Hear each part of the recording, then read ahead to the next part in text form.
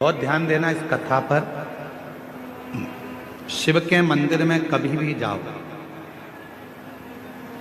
तुम्हारा बेटा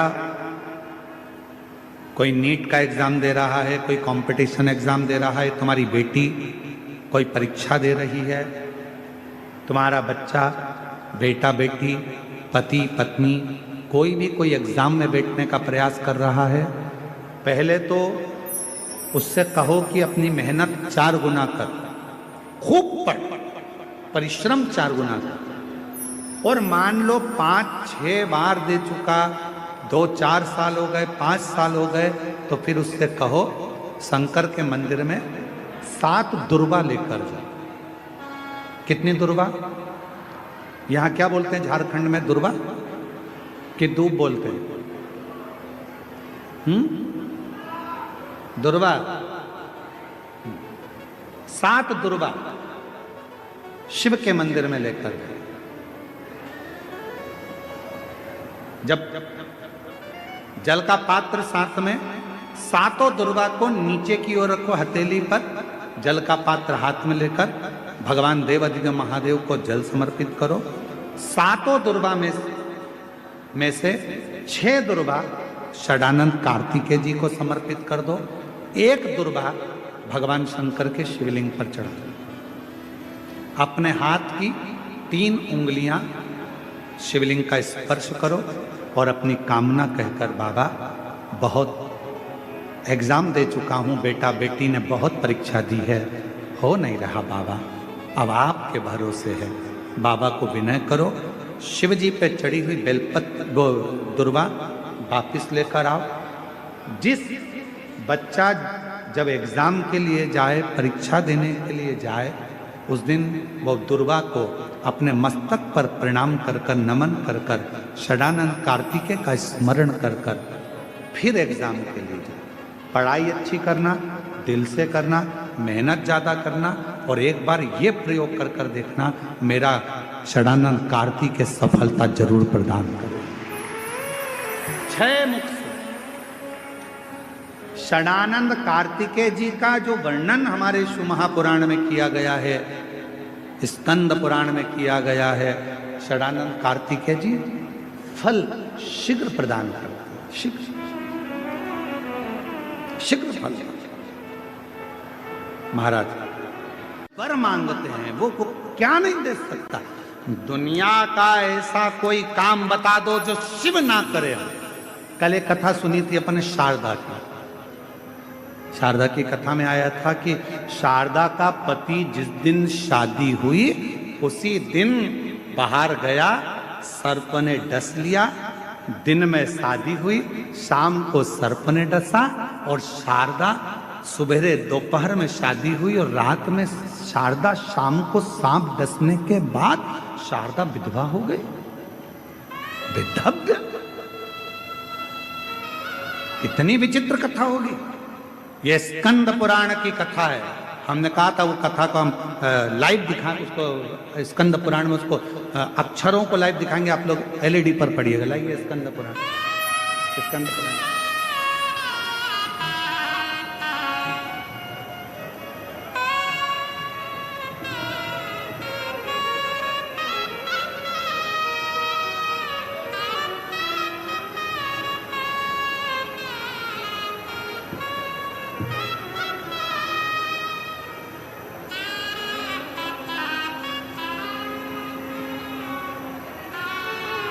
देख रहा है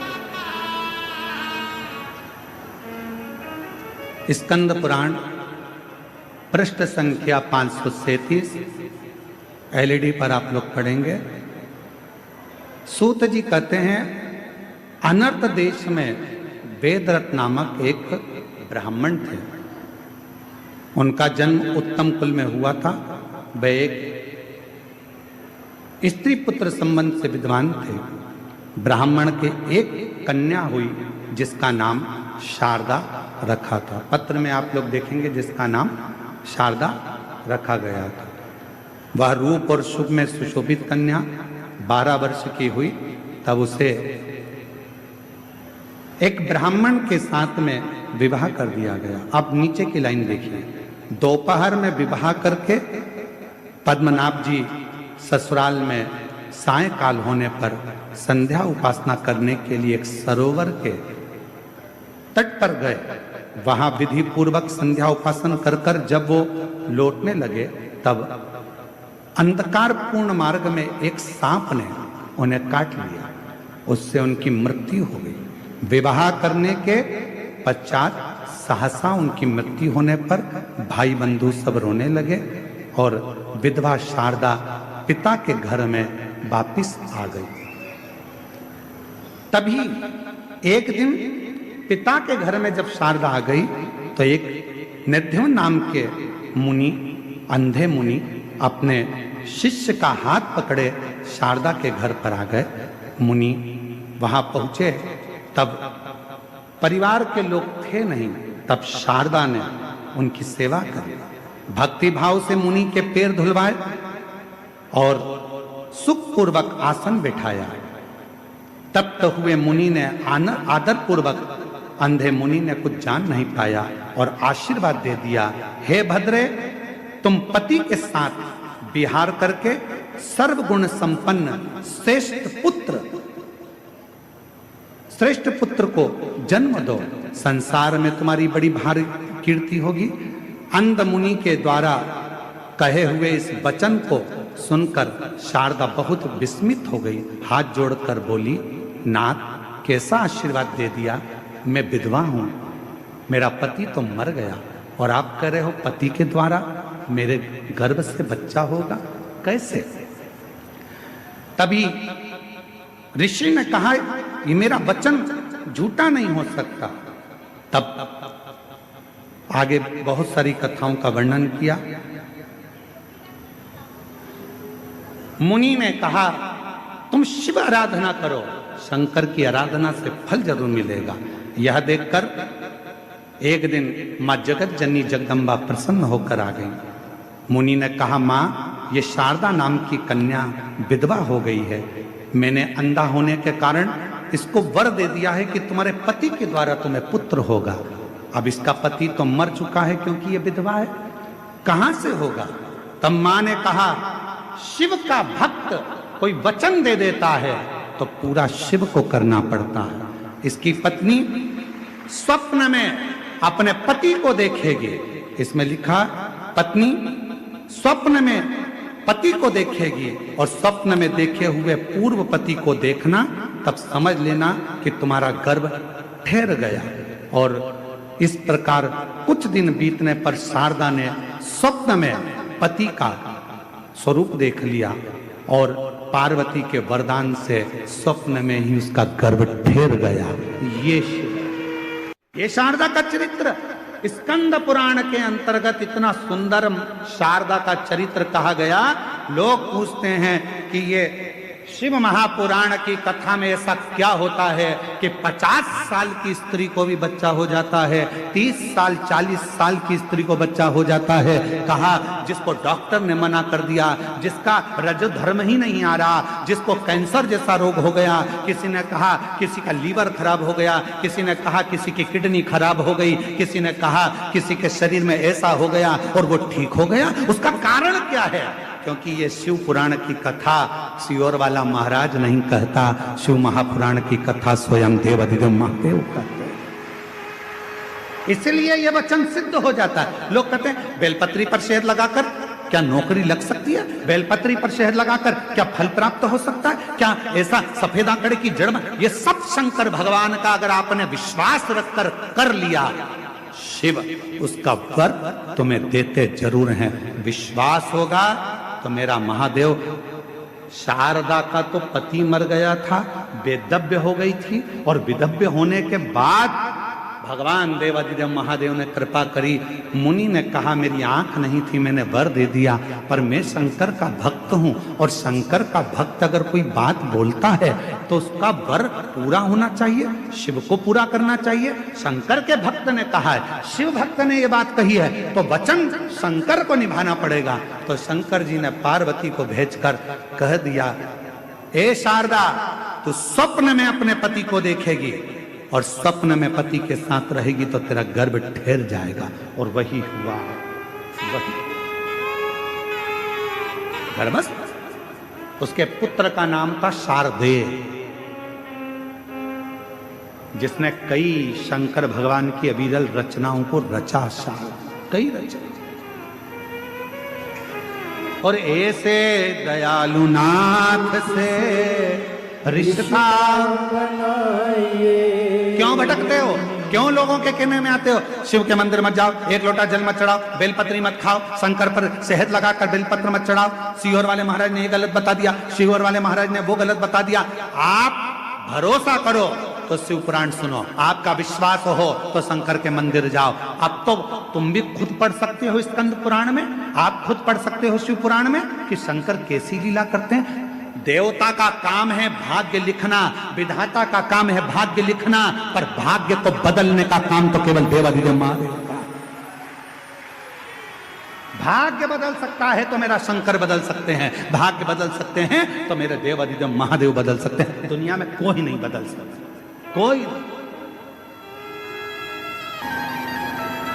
एक बार माता पार्वती जी ने भी अमरनाथ जी की गुफा में एक प्रश्न शिव जी से किया।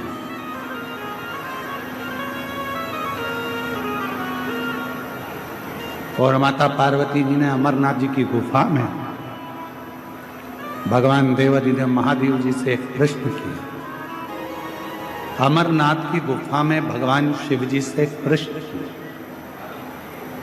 और वो प्रश्न आपके और हमारे जीवन को सार्थक करने वाला।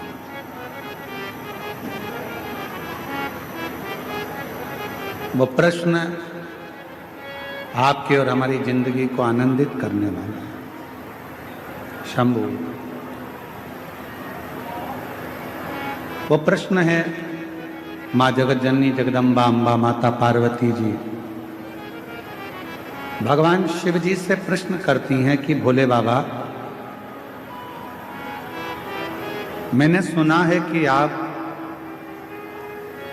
संसार के लोगों को नवनिधि देते हैं, आप संसार के लोगों को नवनिधि प्रदान करते हैं। इसलिए हनुमान जी महाराज भगवान शिव का एक अंश स्वरूप है। पवन तनय संकट हरन मंगल मूर्ति रूप राम लखन सीता सहित हृदय। हनुमान जी महाराज भगवान शंकर का एक स्वरूप है। और हनुमान जी की स्तुति में आप और हम हमेशा गाते हैं, अष्ट सिद्धि नवनिधि के दाता असबर दीन जानकी माता राम रसायन तुमरे पास सदा रघुपति के दासा। इसमें एक लाइन अष्ट सिद्धि नव निधि के, बाबा नौ निधि आप सबको देते हैं। नौ रूप देते हो, धन देते हो, वैभव देते हो, पुत्र देते हो, संतान का सुख देते हो। ये सारी नवनिधि आप संसार के लोगों को देते हो। शिवजी से पार्वती जी ने अमरनाथ की गुफा में अमर कथा के समय पर पूछा, इससे हटकर भी कोई और निधि है क्या? क्या इससे हटकर कोई निधि है? और आपको आज हम बताएं इस पवित्र शिव महापुराण की कथा में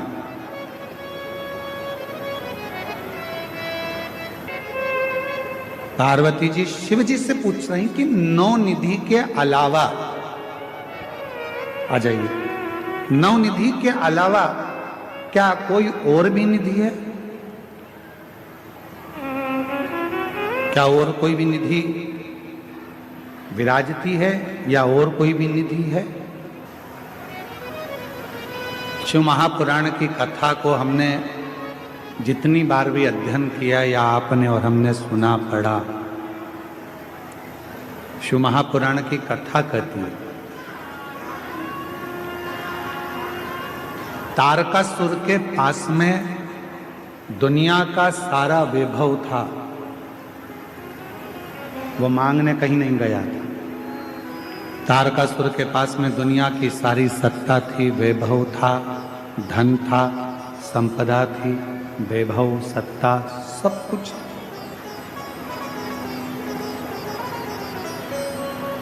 जो पार्वती जी ने शिव जी से पूछा, क्या 9 निधि के अलावा भी कोई निधि है क्या? भगवान देवाधिदेव महादेव के मुख से निकल गया, पार्वती एक निधि और है, शायद दुनिया के लोगों को वो नहीं मालूम। लोग कहते हैं अष्ट सिद्धि नव निधि के दाता, असबर दीन जानकी माता, राम रसायन तुमरे पासा, सदा रघुपति के दासा। 9 निधि के अलावा भी कोई निधि है? 9 निधि के अलावा भी कोई निधि है? भगवान देवाधिदेव महादेव ने कहा, पार्वती अमरनाथ जी की इस गुफा में आज मैं तुम्हें अमर कथा सुनाते हुए ये बताना चाहता हूं कि एक निधि और है, एक निधि और। वो कौन सी निधि है? आप कहते हो कि 9 निधि के अलावा एक निधि और है, तो वो निधि कौन सी? भगवान देवाधिदेव महादेव ने माता पार्वती से कहा, पार्वती वो एक निधि है, मेरी अविरल भक्ति और मुझ पर चढ़ाया गया एक लोटा जल, वो शिव की निधि, शिव भक्ति की निधि, भगवान शंकर की भक्ति की निधि। पार्वती जी ने पूछा कि वो निधि किस काम आती है? 9 निधियां तो काम में आती ही हैं, पर ये जो निधि आप बता रहे हो, आपकी भक्ति की निधि, आपके भजन की निधि, आपके स्मरण की निधि, आपके कीर्तन की निधि, आपके मंत्र जाप की निधि, वो निधि किस काम आती है? भगवान देवाधिदेव महादेव ने कहा, सुनो पार्वती, मैं आपको इस अमरनाथ की गुफा में अमर कथा के साथ में वर्णन करना चाहता हूं। दुनिया के लोग अगर 9 निधि प्राप्त नहीं कर सकते और वो यदि मेरा भजन रूपी निधि मुझ पर एक लोटा जल चढ़ाना प्रारंभ कर दें, मेरा भजन स्मरण करना प्रारंभ कर दें, तो उनके पास में 9 निधियां अपने आप आना प्रारंभ हो जाती हैं।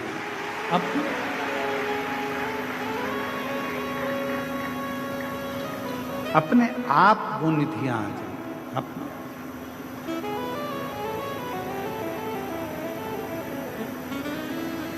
कुछ मत करो। कई लोग कहते हैं हमको मंत्र नहीं आता, मत जपो। कोई कहता है हमें तप नहीं आता, मत करो।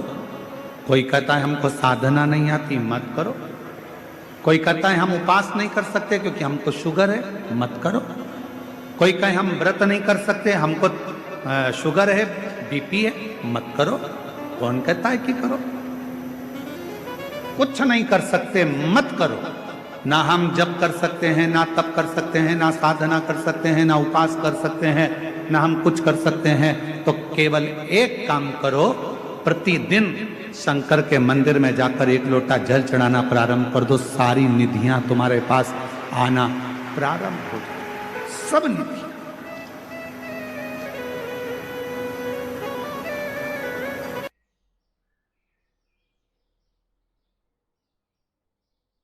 देख लिया संसार हमने देख लिया।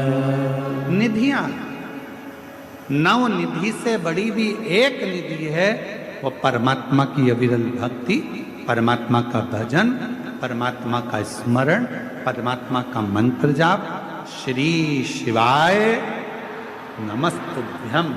ये वो निधि है,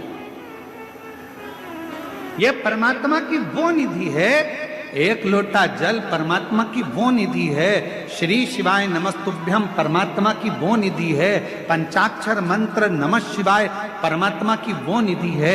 षडाक्षर मंत्र ओम नमः शिवाय परमात्मा की वो निधि है। कथा के पंडाल में बैठकर शिव महापुराण की कथा को सुनना वो निधि है। जो इन निधि को धारण कर लेता है तो नव निधि उसके पास अपने आप आना प्रारंभ हो जाती है।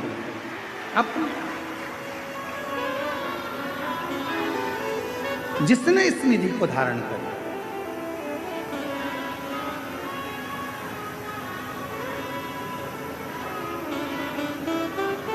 आप उस निधि को धारण करो।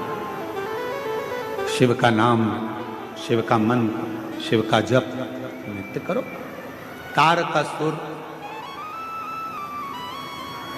ब्रह्मा जी से वर मांग लिए कि अगर मेरे प्राण छूटें तो मुझे वर दीजिए कि मैं शंकर भगवान के पुत्र के द्वारा मेरे प्राण छूटे, भगवान शंकर के बेटे के द्वारा। क्यों? तारकासुर शिव जी को बहुत मानता था। शंकर जी से उनका कोई बैर नहीं, कोई बैर।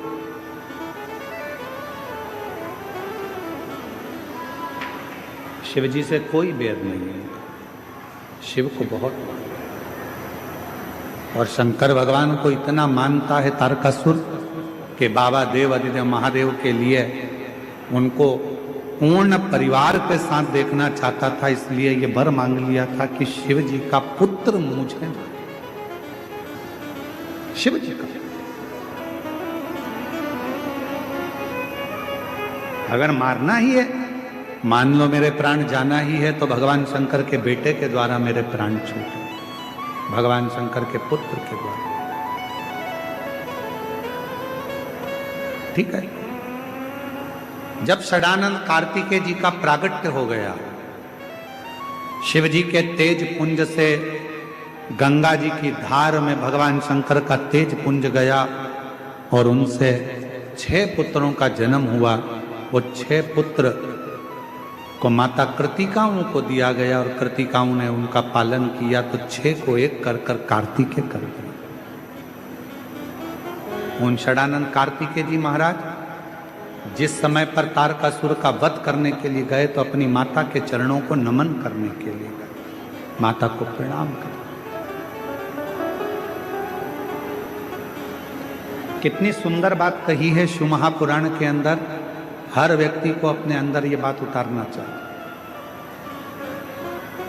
जब दुनिया में थोड़ा थक जाओ, जब दुनिया में थोड़ा थक जाओ, जब तुम्हें ऐसा महसूस होने लगे कि मेरे साथ कोई भी नहीं, कोई भी,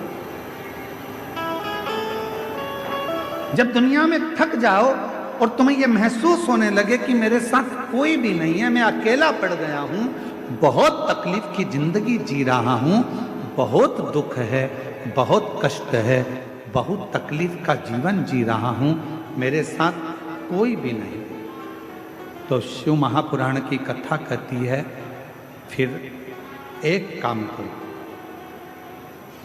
3 जगह में से किसी भी एक जगह जाकर बैठना प्रारंभ करो। जब तुम्हें लगे मेरा कोई साथ नहीं दे रहा, मैं बहुत अकेला पड़ गया, बहुत अकेली हूं, हर तरह से हार चुकी हूं, घर तकलीफ, परिवार तकलीफ, कष्ट तकलीफ, सब जगह तकलीफ है और थक चुका हूं। 3 जगह बताई है जहां जाकर अपने मन की बात आप कह सकते हो, उनके पास जाकर बैठ सकते हो। पहले नंबर पर अपने पिता के पास,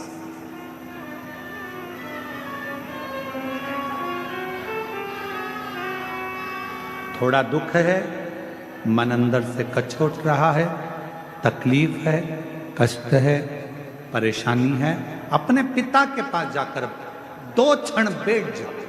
कुछ कहो मत कहो, पर अपने पिता के पास जाकर बैठोगे तो भी तुम्हारा भीतर का एकांत, भीतर की परेशानी, मन की अशांति, मन का क्लेश धीरे धीरे समाप्त होगा। दूसरे नंबर पर कहा परमात्मा के पास यदि मन में अशांति है, क्लेश है, बहुत तकलीफ की जिंदगी चल रही है, तो शिव के मंदिर में नंदी के पास में थोड़ी देर 2 मिनट बैठकर बाबा को अपने दिल की बात कहकर आओ। दिल की पहला पिता के पास बैठो, दूसरा परमात्मा के पास बैठो, और तीसरा अगर कहीं बैठना है तो परम सत्य रूपी कोई गुरु तुम्हारी जिंदगी में हो, परम सत्य रूपी गुरु तुम्हारी जिंदगी में हो। बस उस गुरु के पास अगर मिल जाए तो 2 क्षण जाकर बैठ जाओ। शिव पुराण कथा कहती है, अगर मान लो गुरु कुछ नहीं देगा, गुरु अपने पास की दौलत भी नहीं देगा, गुरु अपने पास का वैभव भी तुमको नहीं देगा, गुरु अपने पास की संपदा भी तुमको नहीं देगा। क्यों? क्योंकि गुरु आपको मंगता नहीं बनाना चाहता, गुरु आपको भिखारी नहीं बनाना चाहता, गुरु अपने पास से कुछ नहीं देगा। देगा तो आप भिक्षुक हो जाओगे, देगा तो आप भिखारी बन जाओगे। गुरु कुछ नहीं देगा, गुरु केवल एक काम करेगा, जब आप गुरु के सामने जाकर खड़े होगे, अपनी दृष्टि गुरु तुम पर दे देगा और तुम्हारा भंडार भर देगा। तुम्हारा गुरु कुछ नहीं देगा पर दृष्टि जरूर देगा।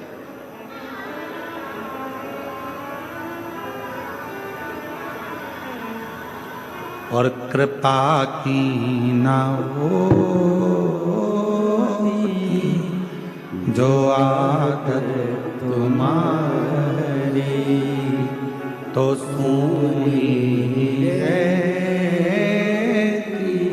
आदत तुम्हारी, गरीबों के दिल में जो जगह तुम न पाते तो किस दिल में होती इबादत तुम्हारी। उसके पास जाकर बैठो, पिता के पास जाओ, परमात्मा के पास जाओ, या परम सत्य रूपी अपने गुरु के पास जाओ। जब जाकर बैठोगे कुछ भी नहीं। हम आपसे कहेंगे कि गंगा पाप धोती है, ये निश्चित है। माँ गंगा पापों से मुक्त करती है, ये निश्चित है।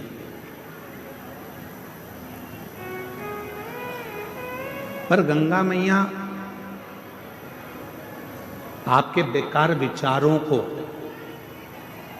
आपके भीतर के अवगुणों को धो नहीं सकती। माँ गंगा आपके पापों को धो सकती है, पर आपके जो गंदे विचार हैं, गलत सोच है, गलत दृष्टि है, गलत भाव हैं, इसको गंगा मैया नहीं धोती। और यही विचार, यही भाव, यही दृष्टि हमको नरक की ओर लेकर जाती है।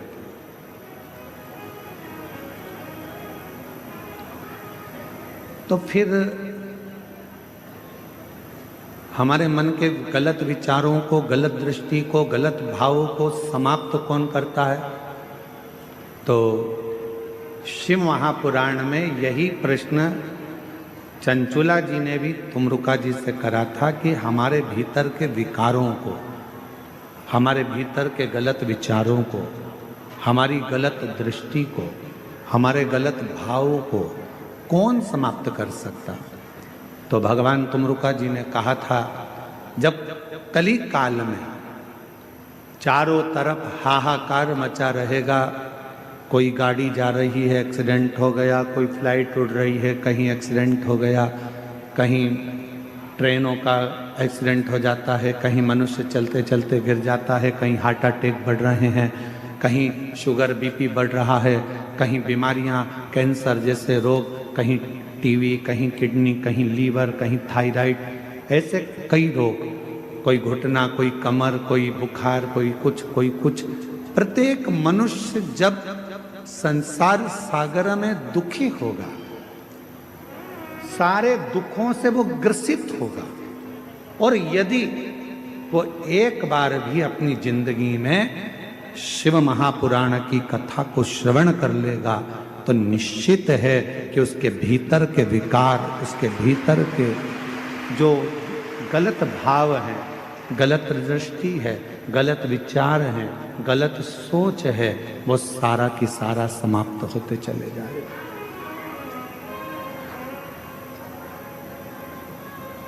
गलत विचार, गलत दृष्टि, गलत भाव अपने आप समाप्त हो गए।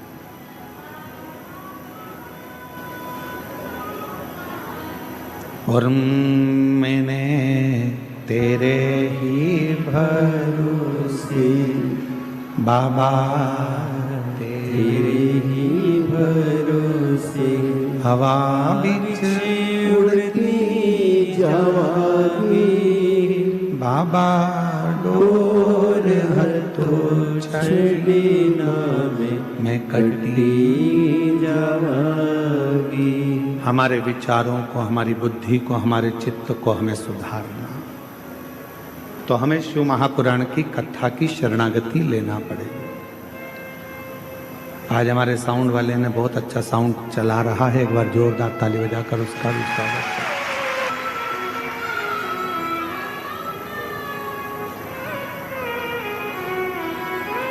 हमें शिव की शरणागति ग्रहण करना।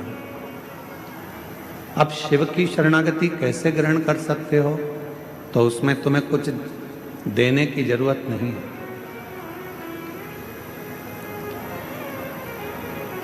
ध्यान देना,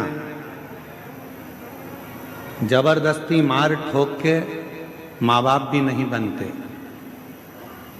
कोई तुमसे कहे कि मैं तुम्हारा बाप हूं, मार मार के कहे तो तुम उसको बाप मान लोगे क्या? अरे बोलो तो जम के। जबरदस्ती मार मार कर, ठोक ठोक कर माँ बाप भी नहीं बनते। कोई तुमसे कहे कि मैं तेरी माँ हूं, मार ठोक कर कहे तो भी माँ नहीं बन सकती।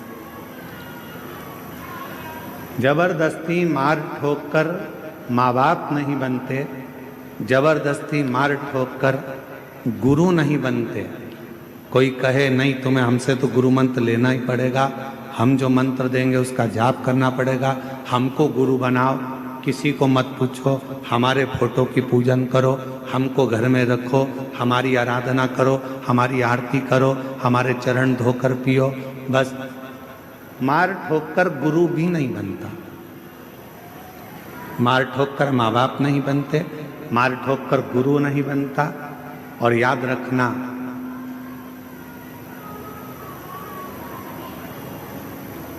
अपनी जिंदगी में कि मार ठोक कर कोई सत्संग में भी जाकर बैठ जाए, शिव महापुराण में जाकर बैठ जाए, तो उस पर सत्संग का असर भी नहीं होता। जबरदस्ती मत जा। पति से कह रही हो चलो कथा में चलो, और पति का मन ही नहीं है तो क्यों लेकर आना? पत्नी से कह रहे हो चल कथा में चल, और पत्नी का मन ही नहीं है तो क्यों कथा में लाना? बेटे का मन ही नहीं है कथा में जाने का, और बेटे पर जबरदस्ती कर रही हो तुझे तो कथा में चलना ही पड़ेगा। मन नहीं मतलब बेटी से जबरदस्ती कर दी, नहीं तुझे तो चलना ही पड़ेगा, कथा में तो आना ही पड़ेगा। नहीं,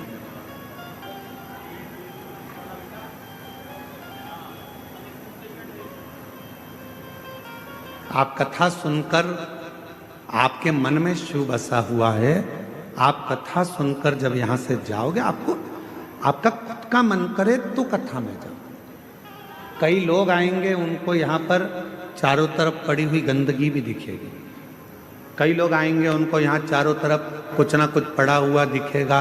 और कई लोग आएंगे तो उनसे माइक लेकर कोई पूछेगा कि तुम्हें यहाँ कैसा लग रहा है, तो वो कह देगी कि मुझे तो स्वर्ग जैसा आनंद आ रहा है। उसको कोई तकलीफ, कोई दुख नहीं, क्योंकि वो ये कचरा देखने आई नहीं है, वो ये कचरा ढूंढने यहां नहीं आई, वो तो यहां महादेव को खोजने के लिए, मिट्टी में भी मेरे महादेव को खोज कर ले जाने के लिए। उसको यहाँ ना तो गंदगी नजर आ रही है, ना उसको गंदा दिख रहा है। लोगों ने कहा ठंड पड़ रही है, बिल्कुल कुकड़ रहे हो, लोग अपने घरों से बाहर नहीं निकल रहे आधी रात को, और तुम पूरे खुले मैदान में पड़े हुए हो। खुले मैदान,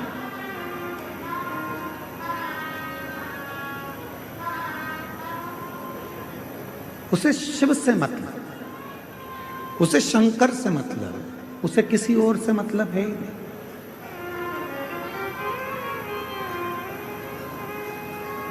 मंदिर में जाकर भी अगर आप गंदगी देखोगे तो फिर महादेव से दूर हो जाओ।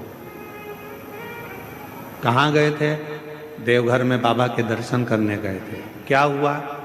बहुत लंबी लाइन लगी है, सियोर वाला महाराज आया है कथा करने के लिए, 8 घंटे में दर्शन हो रहा है।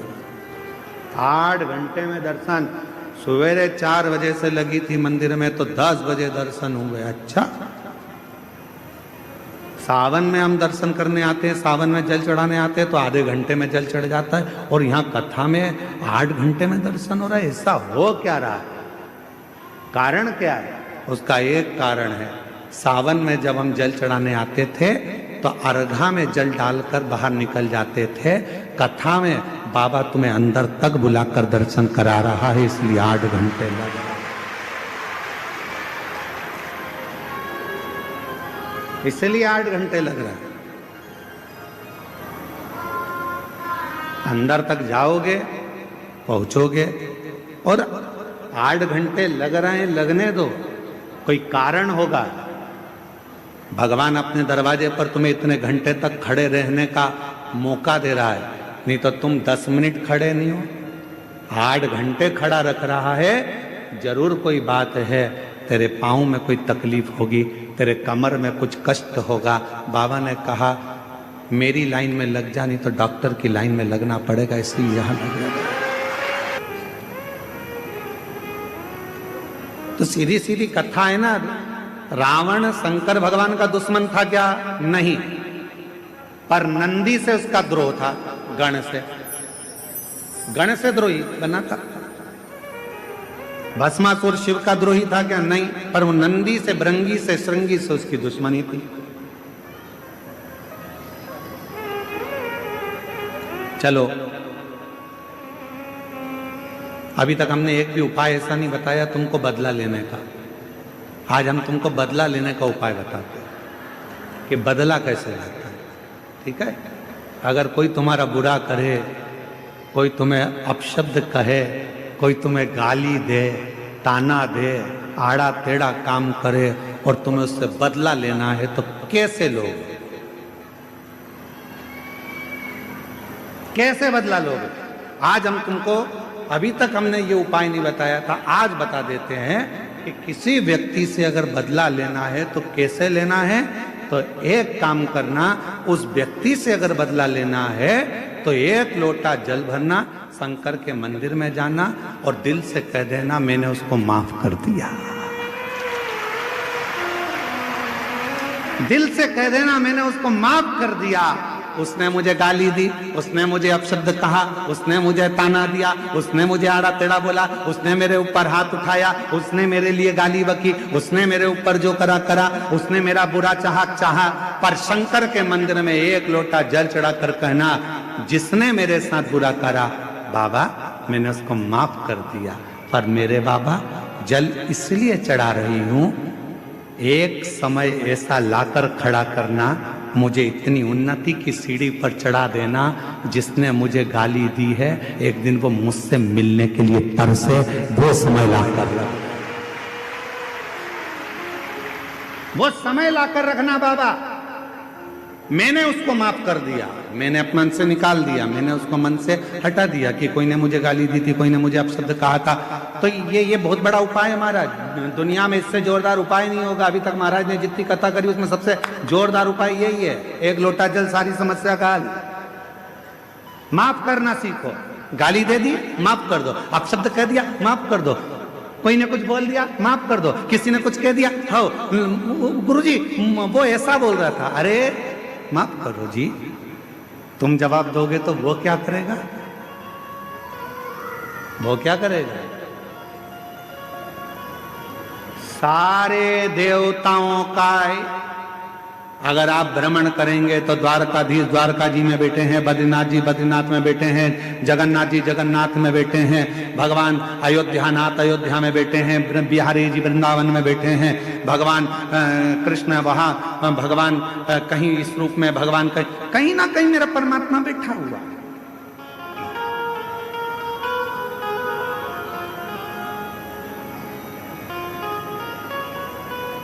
भगवान को बिठाने के लिए मंदिर की जरूरत होती है, पर महादेव को बिठाने के लिए मंदिर नहीं, दिल की जरूरत होती है।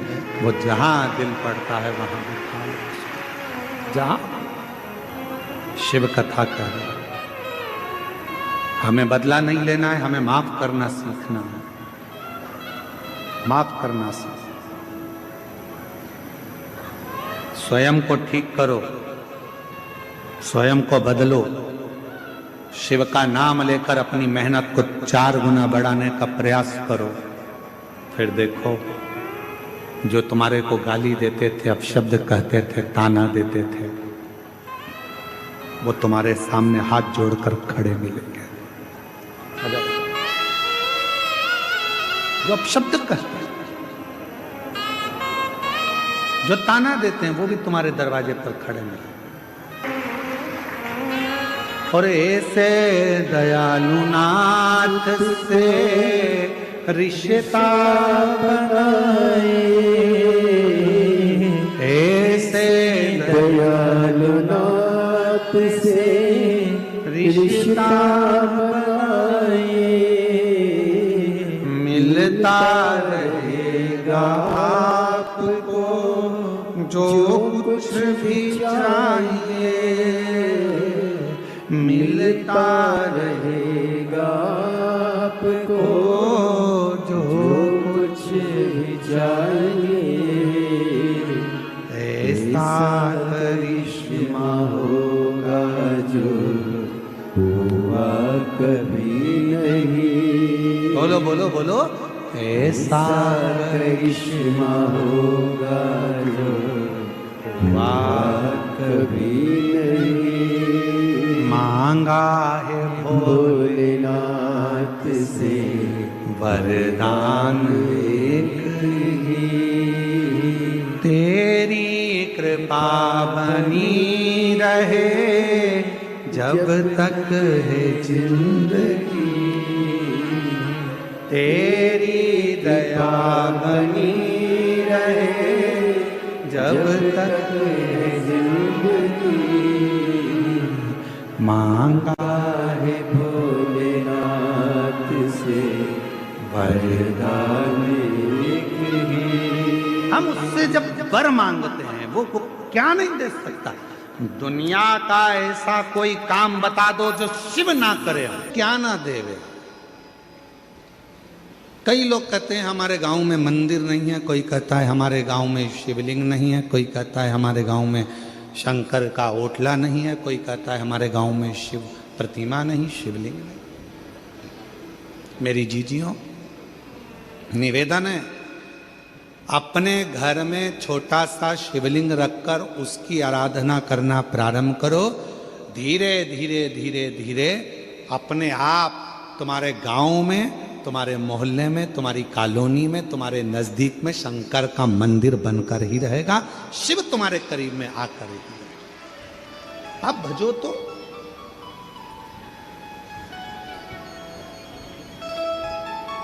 आप स्मरण करो तो।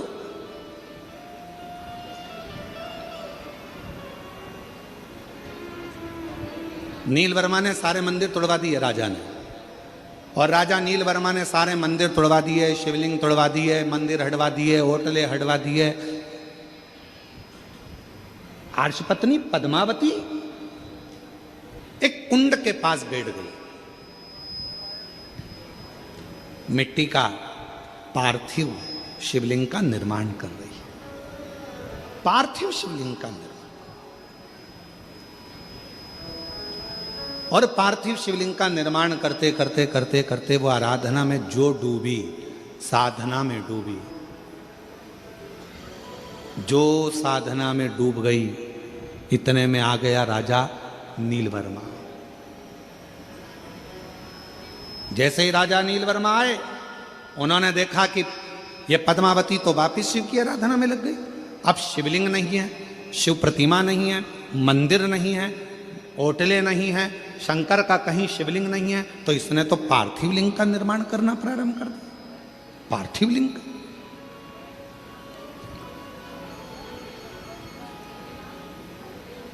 क्या करा जाए? क्रोध आ गया राजा को, और राजा ने उसी समय पर गुस्से में आकर अपने पांव के अंगुष्ठ भाग को तोड़ने के लिए लगाने ही वाला था। इतनी देर में पद्मावती तो भक्ति में डूबी थी, शंकर के भजन में डूबी थी, और उस कुंड में से एक मछली कूद कर बाहर आई, और उस मछली ने राजा नीलवर्मा को खींचकर पानी में लेकर चली गई।